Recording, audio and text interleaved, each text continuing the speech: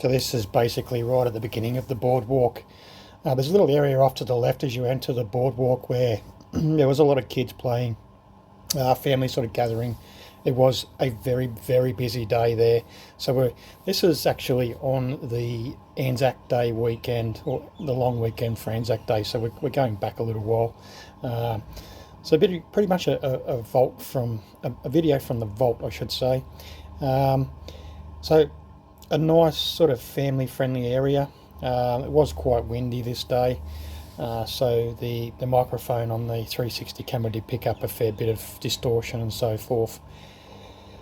There's another section, as you can see off to the right, where it's another part of the boardwalk, but it's closed off due to storm damage and timber rot. So we weren't actually able to go around there. I have looked at videos and photos from when that was open, and it would have been nice to have been able to venture out onto that section of the boardwalk and do the big loop around, and see more of the mangroves and estuary sort of areas.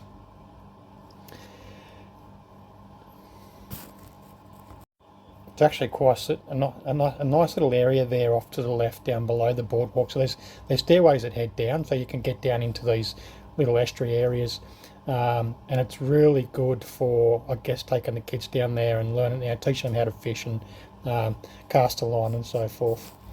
There was a few boats sort of coming in and out of that the break there out through the channel. I guess you'd call it a bar. And there was actually cars across on that. Well, I considered it an island, but it must be another way onto that section across the channel there to get your cars on there. Someone sitting over there with their four-wheel drive and they had their awning and stuff out. So next time we head up, we might try and find that area, drive down there in the four-wheel drive, have a look at it.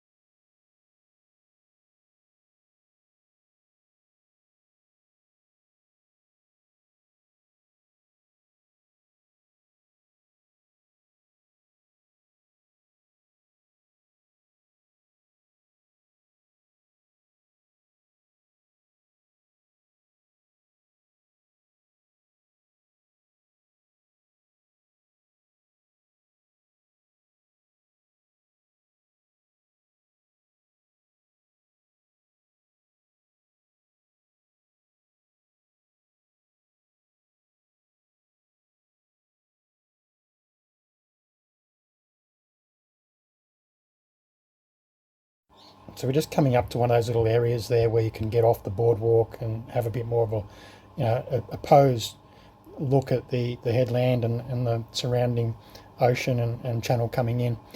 Just so you're sort of not in other people's way. And on the way back, we actually seen a father and his teenage sons, 2 or 3 of them, just gone down there to have a bit of a fish. Seems like a pretty popular spot, even when it's not so busy during the long weekends. So we got to the end of the boardwalk, and it sort of had time for me to sort of reflect back on our small camping adventure before we got up into the mid-north coast, Urunga and Coffs Harbour. So I just want to read a small sort of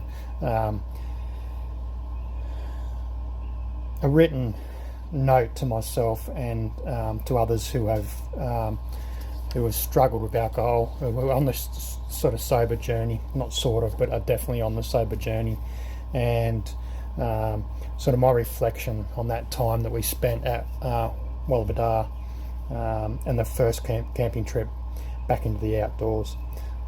So I call this finding my way back to the bush, one step at a time. First time I returned to the Australian bush after getting sober, I was a different person, not just sober, but quieter, more aware and profoundly humbled by the journey I'd just been on. The bush, with its silent strength and ancient rhythm, was the perfect place to test this new version of myself. It was my old friend, but I was meeting again for the first time. For as long as I can remember, my connections to the outdoors had been blurred. The hiking, the fishing, the camping trips, they were all tied to the bottle. The scent of gum leaves and wet earth was mixed with the smell of beer. My memories of sleeping under the stars were foggy, pieced together from half-remembered conversations and the next day's hangover. I was there in body, but my mind was a million miles away. This time the experience was sharp, clear and utterly present. There was no chemical fog to dull the senses. I could feel the crunch of gravel under my boots and the cool, crisp air on my face. I noticed the intricate patterns on the bark of the gum tree and the bright flash of parrot's wings as it shot through the canopy. The sounds of the bush, the chorus of kookaburras at dawn, the rustle of leaves in the wind, the crackle of the campfire were no longer background noises. They were a symphony of the world I was finally ready to listen to. The greatest lesson came at night, sitting by the campfire. I'd always seen the fire as a reason to gather and drink. Now it was a source of meditation. I watched the flames dance, a symbol of life's power, unpredictability. I look up the Milky Way, a river of stars stretching across this dark sky, and I felt of a profound sense of peace. There was no need for the numbing agent, no desperate craving to escape. I was exactly where I needed to be, fully present and at peace. Coming back to the bush has become a touchstone of my recovery. It reminds me that the world is a beautiful, overwhelming place that is best experienced with all your senses. It teaches me patience and resilience, and in the quiet moments it whispers a simple truth. The greatest view is the one you can see clearly, and the deepest warmth is the one you create for yourself, one small piece of kindling at a time.